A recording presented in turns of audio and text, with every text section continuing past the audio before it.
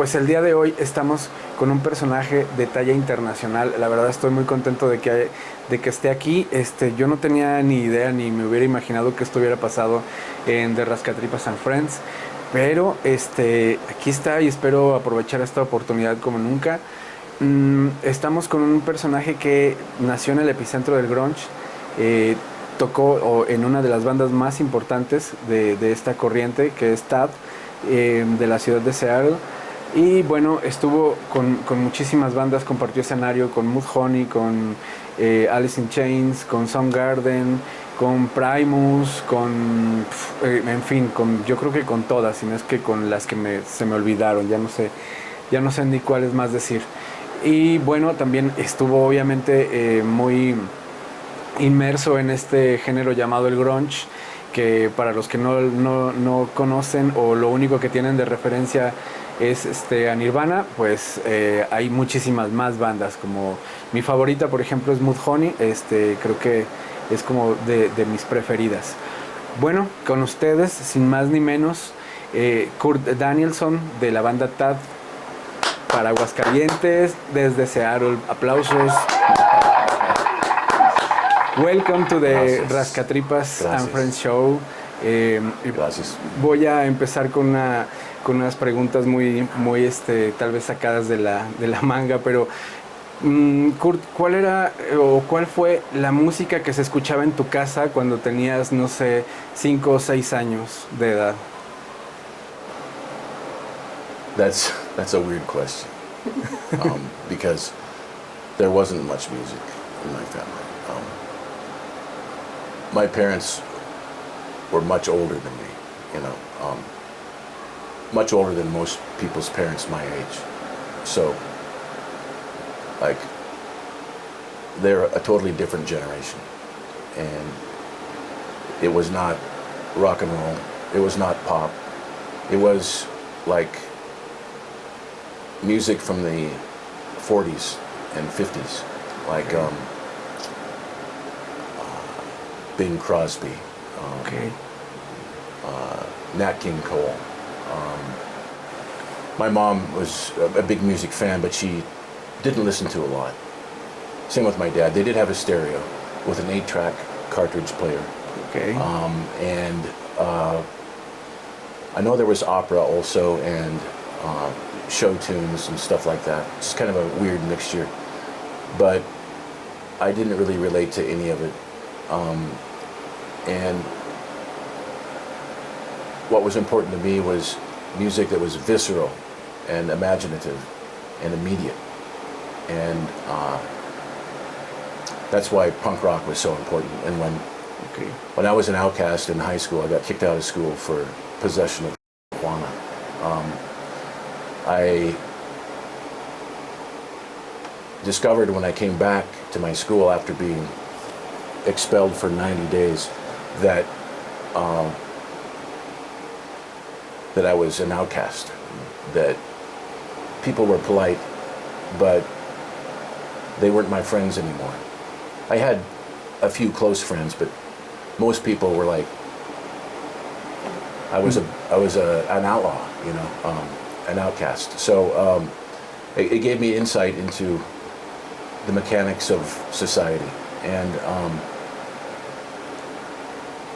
I found like-minded people in music, mostly in punk rock, and I immediately shaved my head and bought clothes from thrift stores and started to play music, although I didn't know how to play anything. I got a bass from a guy who worked for my dad. He used to play bass for Loretta Lynn way back in the day, and he sold me a bass for $200. It was really a nice one, and I began to learn. A friend of mine who played guitar taught me the basics, and I started to play. And as soon as I started to play, I got a band together. And I knew a guy who played drums, I knew a guy who sang, and I knew my friend the guitarist, and we started a band. Okay. And wrote songs before we knew any other songs. We started writing our own.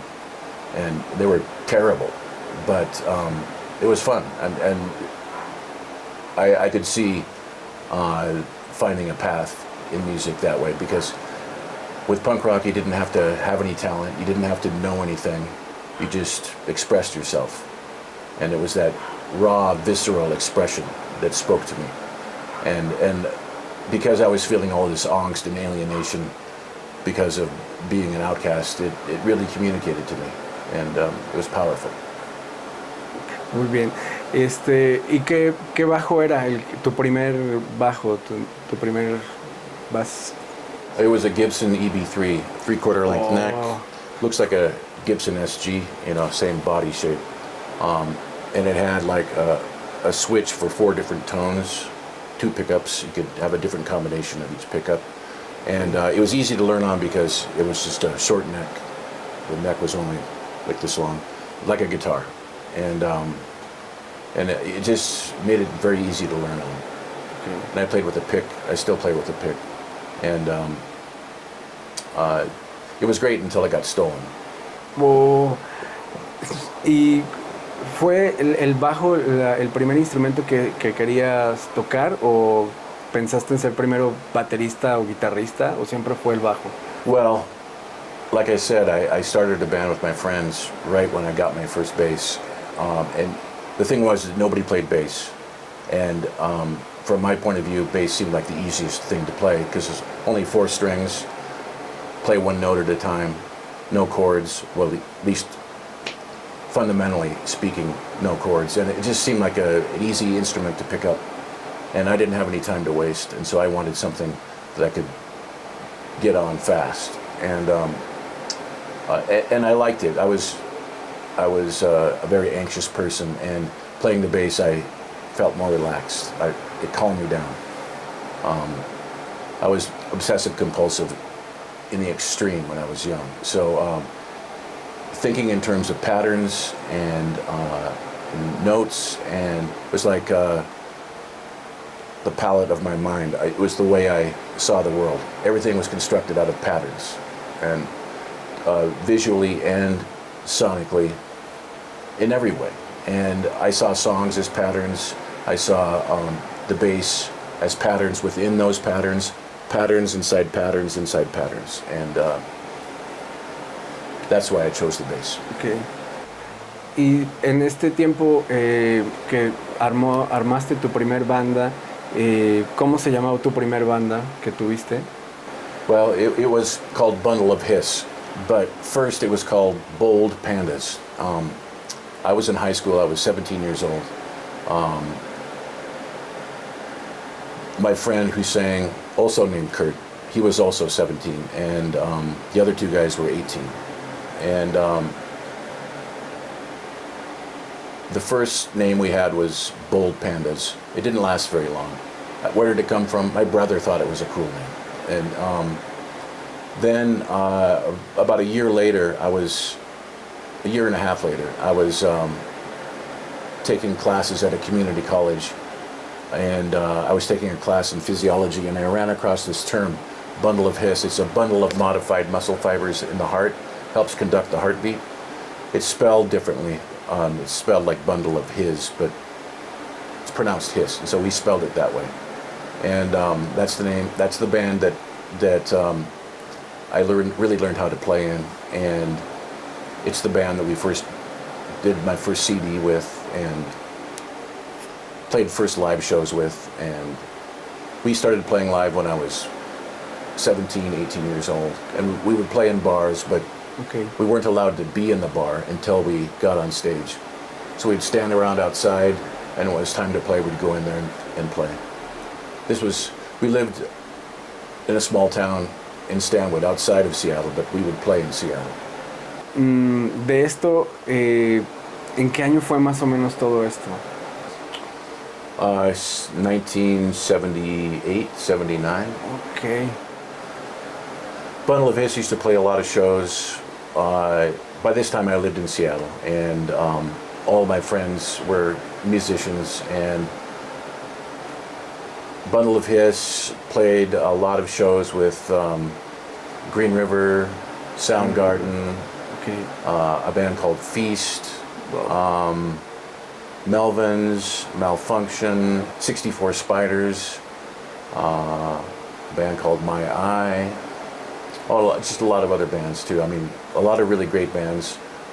Skin Yard, Crypt Kicker 5, Pure Joy, who became Flop later. And so all these guys, and all these bands, guys and girls, we were all like a family and all close. We'd all go to each other's shows. So one of the bands that we used to play with was called H Hour. And H Hour had moved to Seattle from Boise, Idaho. And the drummer for H Hour was Tad. And he was great. Awesome drummer. Big guy. And he never changed the heads on his drums. And so anybody else played them, his drums sounded dead. But he hit so hard that they sounded totally alive. Acoustically vibrant and present and just powerful. Anyway, watching him play was inspiring. I loved watching him play, and we became friends. I still smoked a lot of back in those days, and so did Tad, and we kind of bonded over our mutual love of smoking and the bands that we liked. We liked similar bands. And at some point, Tad decided he wanted to play guitar instead of drums. And so he taught himself how to play. He recorded some songs, a demo of like 3 or 4 songs. And he worked with Bruce Pavitt, who later started Sub Pop Records with John Poneman. And Bruce heard his songs and wanted to put them out on his new label. And so Tad's like, okay, sure. And at that same time, H Hour broke up because Tad wanted to focus on guitar. And but he still wasn't totally determined. He wasn't sure if he wanted a band of his own or what he wanted to do. He still like was teaching himself how to play. So I invited him to play in Bundle of Hiss. And so he played, at first he played drums in Bundle of Hiss, along with Dan Peters, the drummer from Mudhoney, was the drummer in Bundle of Hiss. So we had 2 drummers, kind of like Butthole Surfers with 2 drummers. And it was kind of the idea. But at some point we decided it would be better if he played guitar. Their drumming styles were very different and they didn't mesh together quite right. But the real reason was because Tad wanted to play guitar. So we had him play guitar instead. And we recorded like 4 songs with Tad on guitar, along with Jamie, our main guitar player. And this was the latest incarnation of Bundle of Hiss, which went through many different incarnations. And so this was the first time it had been a 4-piece for quite a while. It had been a 3-piece up until that point. At some point, Jamie, our guitarist singer, decided he wanted to go to grad school and study creative writing at Syracuse in New York. And that meant that the band would have to break up because he was an important part of it and had been all along, ever since he joined. So Jamie had been the main guitarist, and he was wildly talented, very creative, both as a singer and a guitarist. And so when he decided to move on, and he was getting married and going to the East Coast to go to grad school, he announced this at a band meeting. He said, like, oh, I got some news for you guys. I got to quit. I'm going to go to grad school. I'm getting married. And we're like, oh, congratulations on the marriage and going to school, but what are we going to do? And Dan was already playing drums for Mudhoney at this time, so he knew what he was going to do. And Tad and I were sitting there going, God, what are we going to do? And Dan said, well, why don't you guys, Tad, you just recorded these songs, and you should start a band, and you can play those songs live. And Tad and I were like, whoa, that's a good idea. Let's do that. So we got a hold of a couple friends. Tad knew Steve, who was a good drummer. He played in a band called Death and Taxes.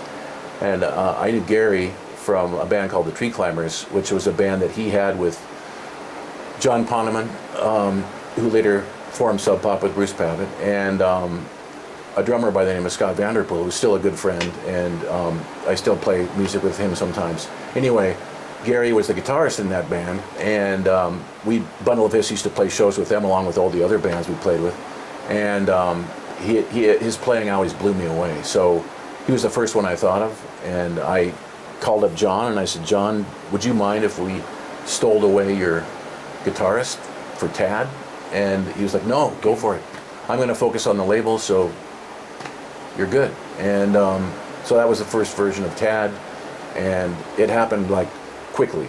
The transition from Bundle of Hiss to Tad happened in about a month. And we immediately began to write songs and record in Tad, and before like a month was out, we had 3 songs recorded. Before 3 months was done, we had a whole record, and that was the first record, God's Balls. Bueno, y entonces si han llegado hasta esta parte del video, ya estamos ahora sí descubriendo quién es Kurt Danielson. Él es bajista de la banda Tad, que bueno, surgió a mediados de los 80s y que fue parte de todas estas bandas que ya ha mencionado, Mudhoney, Soundgarden, Green Rivers, que para mí se me hace que fue como el inicio de la corriente grunge. No sé, ahorita tal vez él me podrá corregir o cuál fue la primera banda de grunge según él. Sí fue Mark de Mudhoney el que le dio el nombre o utilizó Sub Pop para mencionar al grunge. ¿Con cuántas bandas estuvo tocando? ¿Por cuántos lugares estuvo tocando con Tad? Y bueno, hasta ahí las preguntas, porque si no voy a decirte un montón de preguntas y no vamos a perder el hilo de todas ellas. Okay, so yeah, I think that the first instance of the term grunge was in an article written by a rock critic named Greil Marcus. He wrote for like some big magazines, and I think Mark picked up the term from reading those articles. But in reference to Seattle music, Mark was the first one to describe it as grunge, and I think he probably regrets it because it's a term we can't get rid of now. We're stuck with it. But I think that we've learned to have a bit of affection for it because it's a shorthand for a lot of music that's important to us, and a lot of memories are connected to it. For a long time, I was really irritated by that term. What does it mean? There's really no such thing as it's like saying jazz or punk or blues or country or whatever. It's such a generic term. It covers a lot of territory. How do you focus it down into its essential elements? Well, impossible. But anyway, it's a functional term. Like all language, it's functional, but it's inherently like Jorge Luis Borges, how he says that words, nouns are necessarily abbreviations. It's shorthand. That's the way language works. Okay. What bands did we play with? Did we hang out with? Well, so Bundle of Hiss would play with, all the bands that were in Seattle at that time. It was always a very rich and vibrant scene, a lot of different bands, different styles of music. It wasn't all grunge by any means. There were all kinds of bands. A lot of them were sort of post-punk or new wave kind of bands at that time, like we're talking about the early 80s. But there were noise bands, there were hardcore bands, there were metal bands. And Bundle of Hiss played with all kinds.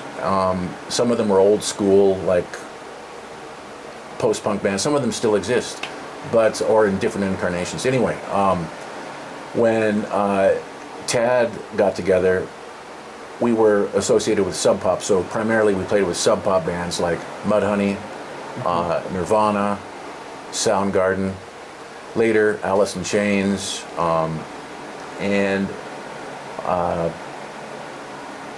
then all the other bands in Seattle would play with us too, like that weren't on Sub Pop, and this was true of all the Sub Pop bands, and everybody wanted to be on a label, and because Sub Pop was so successful at marketing themselves, a lot of people wanted to be on Sub Pop too, and some bands achieved that goal, but not everybody. But there were other labels also, and it was just a really fertile time for music in Seattle. Very exciting. We didn't know where it was going. Nobody knew what would happen. But you knew something was going to happen. It was worth. I was going to go to grad school myself. I was going to go to study creative writing and poetry and fiction. The girlfriend I had at the time, she moved to Chicago to do that, and we broke up because I decided I wanted to focus on music because I could tell something was going to happen. It was an exciting time, and I'm glad I did, because if I hadn't, I would have spent the rest of my life wondering what would have happened. And but it was fast moving, and so the other bands we played with, I mean, all the ones I've already mentioned, as well as bands from outside of Seattle, like Helmet, that was later, Primus, I mean, all different kinds of bands. Bad Brains. One of the first bands that we played with from outside of Seattle was Bad Brains. They came and played in Tacoma, and we were put on the bill at the very last minute. They only let us play for 20 minutes. At the end, I threw my bass over my head. By this time, I had a Fender P bass, a 62 Fender P bass, and it broke in half when it hit the stage. But luckily, I had a friend who worked in a furniture factory, and he had access to clamps and glue, and he glued it back together for me. And that's the bass I still play.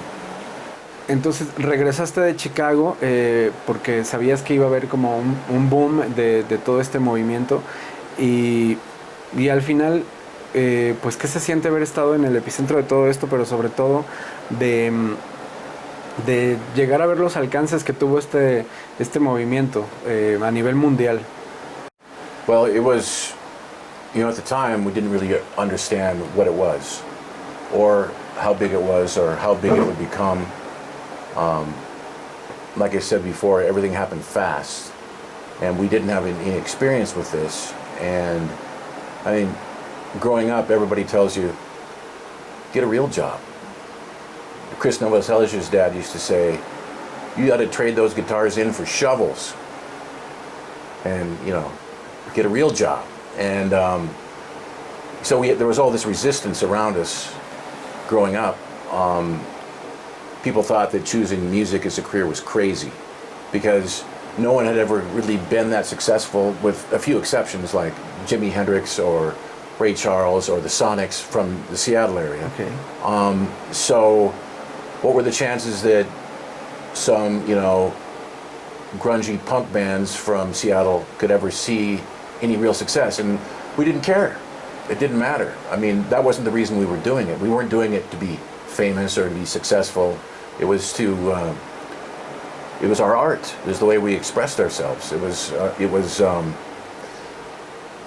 our vision. It was we were driven to explore that aesthetic, whatever it was, and didn't really think about where it was going to go or how big it would get. However, when things started to happen, I mean, just to have a record out was amazing, and that was the first goal, was just to release a record. And it seemed like maybe that would be the end. It would just, you'd put a record out, you might tour, and then that would be it. And that would be great, because that was more than we ever expected to do in the first place.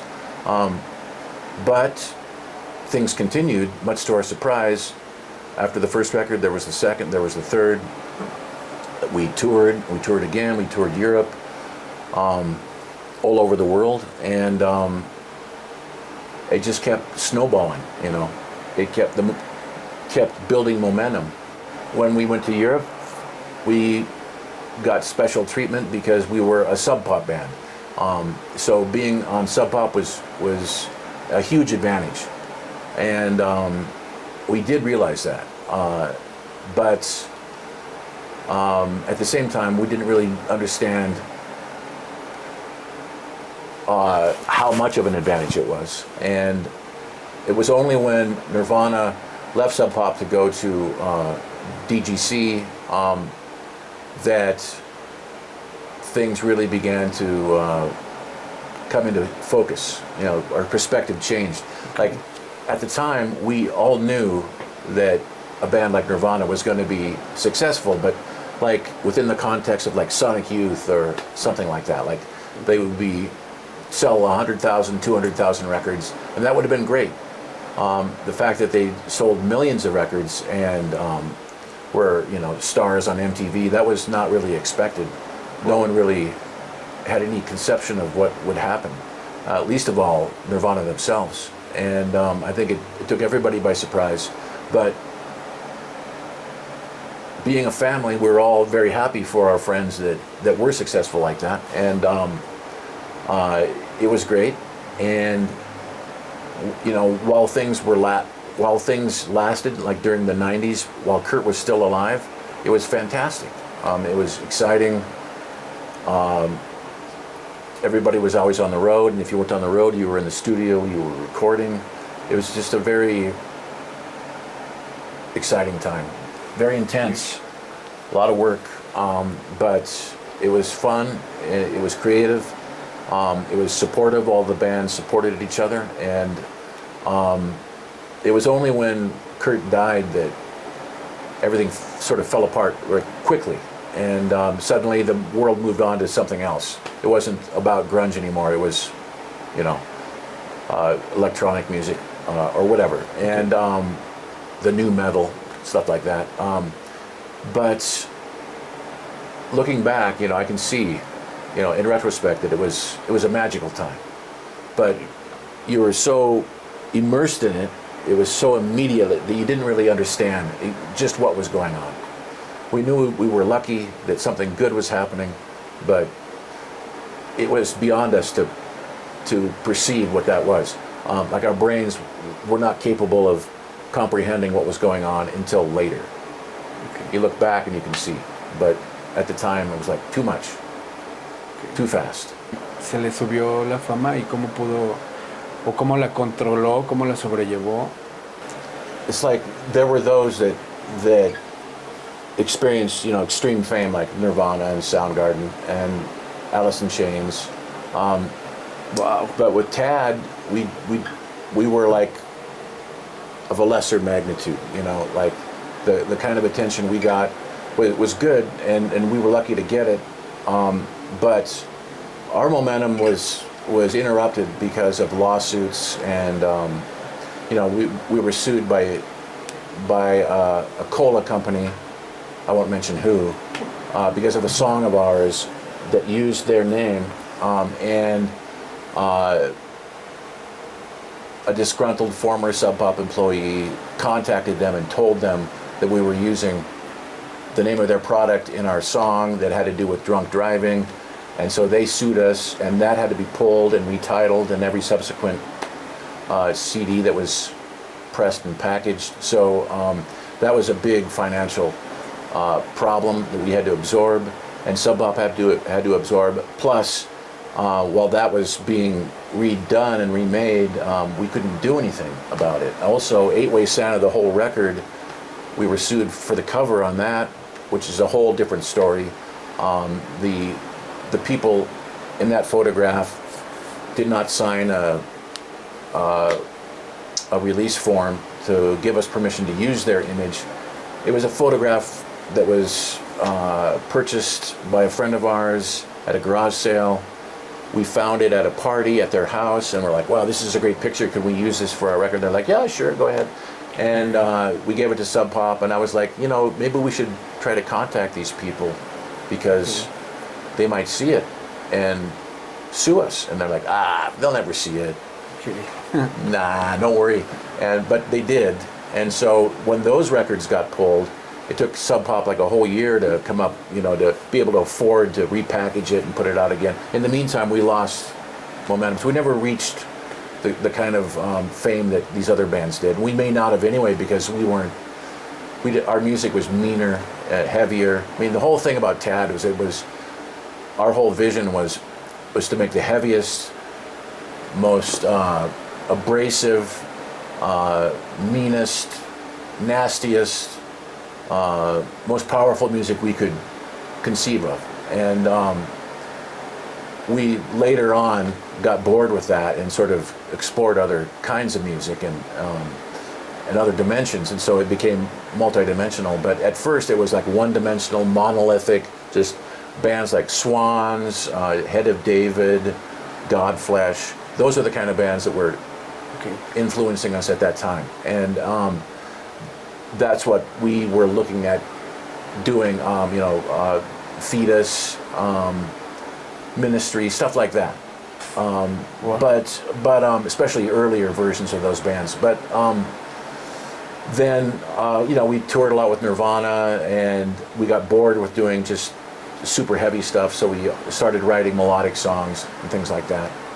I wouldn't say that it ever got to our heads, because we didn't really experience that level of fame. I mean, and I don't think, for the most part, our friends did either. I mean, I think Nirvana and Alice in Chains and Soundgarden especially handled it really well.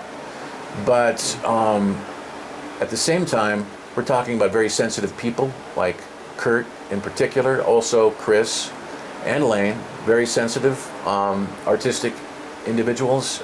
And I think for them, I think it was very difficult, and the pressure was very great. And I think it had definitely an effect on them, different with each guy, but look what happened to all three of them. They did not survive. And I think that the fame and the demands on them and their time and the invasions of their privacy had a negative effect on them. I don't think you could say that that's why they did what they did, or that's why they killed themselves, but I think it had something to do. I mean, it's a complicated situation. All kinds of factors involved, and different ones for each particular individual, but it is a part of the recipe that drove them where they went, I think. Okay. Kurt, ¿has escuchado alguna banda de rock mexicana? I have had the opportunity to listen to more music from Mexico. In particular, Car Crash Sisters, of course, and whom I really like and was impressed by from the first time I heard them. And when I met Alma, she impressed me in so many different ways. The first thing I noticed was her photography, the way she talked about music, the fact that she was a guitar player and a bass player, that she wrote music and recorded music, and all these things made me very curious, and I was blown away by her from the very start, and I had to get to know her better. We began to correspond and got closer and closer very quickly, and to this day we're very close, and now we're starting to make music together, which is fantastic. But beyond Car Crash Sisters, it's just other bands I've seen, like on tour up in Seattle. There was a band that we saw. There was a festival that one of my more recent bands played. The band I was in was called Purple Strange, and there was a band from this area who was at that festival. Margaritas Corditas? Podridas, yes, that's right. Yeah, they were great. Really great drummer in particular. Oh, el Chirota. El Chirota. Chirotas. Chirota. Okay. Yeah. We'll see. I don't remember the names so well, but the music stays with me. And what I was impressed by was the energy these bands have, and they're all different from each other. They're not the same, but they're obviously very talented, and it makes me curious to learn more about bands from Mexico. Now, Jack Endino, who plays, who's producer, who produced the first Tad record and the last Tad record, and whom I worked with on other projects, including Purple Strange. He has done a lot of work in South America, but also in Mexico, and he's worked with a lot of bands Spanish-speaking bands, Portuguese-speaking bands, and so my eyes have been open for some time to the music that's available down here, and that doesn't maybe get as much attention as it should. So I'm always interested in more Spanish-speaking bands, Latin bands, bands from all over South America or the Americas in the South. What's that psychedelic band that's from like, are they from Argentina maybe?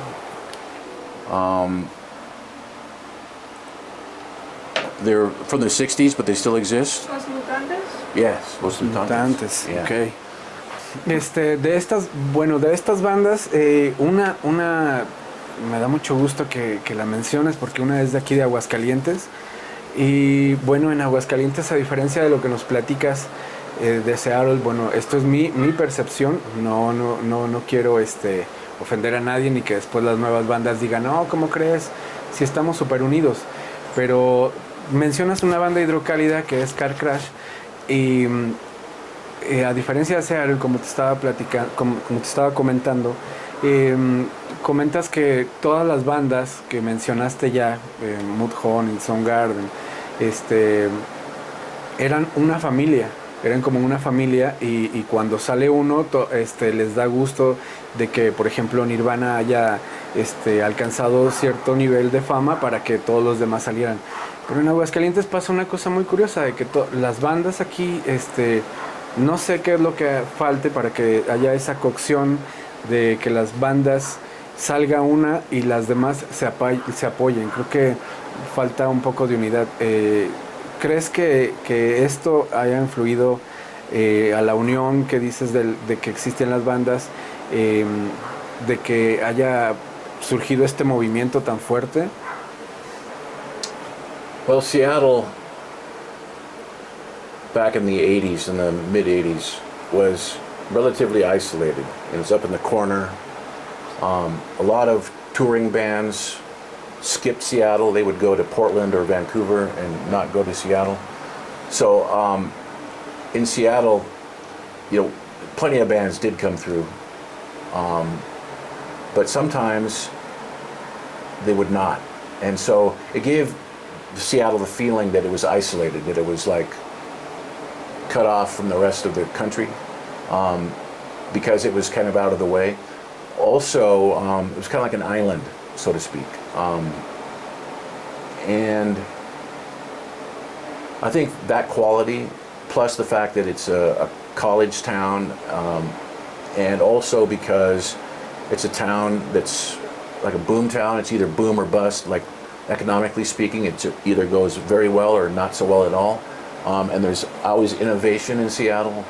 Boeing, Amazon, Microsoft, those are the biggies. And, Starbucks, T-Mobile. I mean, there's just a lot of tech industry in Seattle, as well as long-term industry like Boeing, for example. Anyway, it's a town where things happen, not just industrially speaking or commercially, but artistically. And that has something to do with this feeling that the town is isolated and cut off from the rest of the country. So things kind of develop on their own, like species do, like the Galapagos Islands or in Australia. That's the way it felt in Seattle. How true this is, I don't know, but this is how it felt. And so because of this isolation, the bands kind of would cling together, kind of look to each other for support, and we weren't going to get it anywhere else. We knew that much, and we all felt like we're in the same predicament. And this brought us together also. I think Aguascalientes is isolated too. Why it doesn't happen here, I don't know. There's probably more to it than I'm touching upon here. But it's the way it felt at the time in any case. And this was, 40 years ago now. Seems amazing to say that, but things are different now than they were then. And I don't think that there's that kind of community in Seattle anymore. There is to some degree, but it's not the same. I mean, there is a community of artists and musicians that are very close. You can see it online, but there was no internet back in those days. And I think if there had been, things would have been different. I don't think they would have developed the way they did. They developed the way they did because they were in isolation, relatively speaking. Not absolutely, but enough to make a difference. Maybe the reason that you don't have that here is because of the internet. I don't know. I mean, it might be a factor. It's worth studying, worth examining. Okay. Bueno, pues ya como para terminar esta plática que para mí es muy enriquecedora, la verdad, y está en parte de mi descubrimiento de adolescente, que fue el grunge. Quiero preguntarte, Kurt, ¿cuál es para ti, si me pudieras recomendar 3 bandas? La primera, que sea una de las bandas que puedes escuchar de cajón, sin importar tu estado de ánimo. La segunda, que sea la banda más nueva que has escuchado. Y la tercera, bueno, pues la banda de tu gusto, porque tú me la quieras recomendar. The bands that I would listen to, like, for comfort and for, like, to answer the first question, probably like Joy Division or Joy Division, okay.